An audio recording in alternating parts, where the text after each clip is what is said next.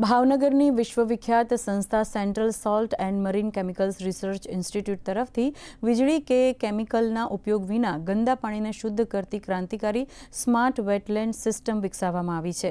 સતત 10 વર્ષના સંશોધન બાદ તૈયાર થયેલી આ અત્યાધુનિક ટેકનોલોજી ખાસ પ્રકારના છોડ અને માઇક્રોબિયલ તત્વોની મદદથી કુદરતી રીતે ગટર, ખારાશવાળું અને ઔદ્યોગિક પાણી શુદ્ધ કરવાની ક્ષમતા ધરાવે છે, જેનો ઉપયોગ ગાર્ડનિંગ અને દૈનિક કાર્યોમાં સરળતાથી થઈ શકે છે।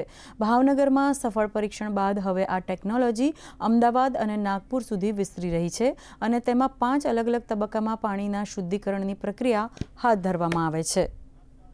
पद्धति है स्पेशली हमारे इंडिया के लिए जो हमारे सस्टेनेबल डेवलपमेंट गोल्स हैं जो यूएन ने दिए हैं पानी से रिलेटेड, एटलीस्ट जो है 17 गोलों में से 6 इस पानी से रिलेटेड में आते हैं और ये शुद्ध क्लीन इंडिया और क्लीन इम्प्रूव्ड हेल्थ जो है ये वाले जो हमारे स्कीम चल रहे हैं भारत के, इनमें बहुत कारगर सिद्ध हो सकता है।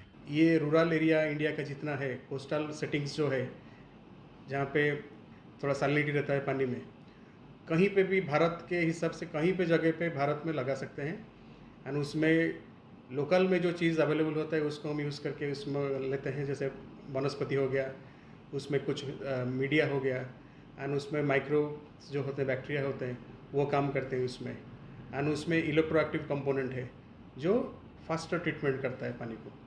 तो ये सब चीज़ लेके हम उसका ट्रीटमेंट करके उसको रीयूज़ करते हैं पानी को।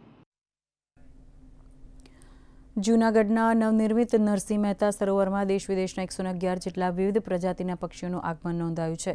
આશરે 7000 કિલોમીટરનું અંતર કાપીને આવતી દુર્લભ ચૈતી બતક અને 10,000 ફૂટની ઊંચાઈએ ઉડવાની ક્ષમતા ધરાવતા વિશાળ પેલિકન પક્ષીઓ અત્યારે આ સરોવરનું મુખ્ય આકર્ષણ બન્યા છે।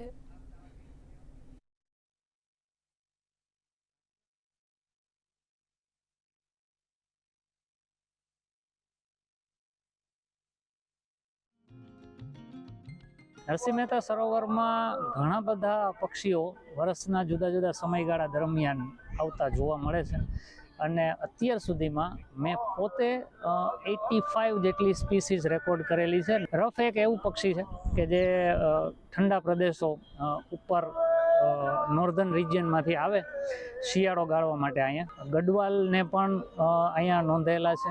પછી કોમન પોચાર્ડ પણ વર્ષોથી પેલિકન કાયમી ધોરણે વસવાટ કરતા થઈ ગયા છે। પબ્લિકમાં પણ પક્ષીઓ વિશે અવેરનેસ જાગે, નરસિંહ મહેતા સરોવરની ઇકોલોજી કેવી છે એના વિશે પણ લોકોને ખ્યાલ આવતો થાય અને ખાસ કરીને પક્ષીઓ, તળાવ અને પ્રકૃતિ આ વિશે લોકોમાં રસ જાગશે તો એનું કન્ઝર્વેશન સરળતાથી થઈ શકશે।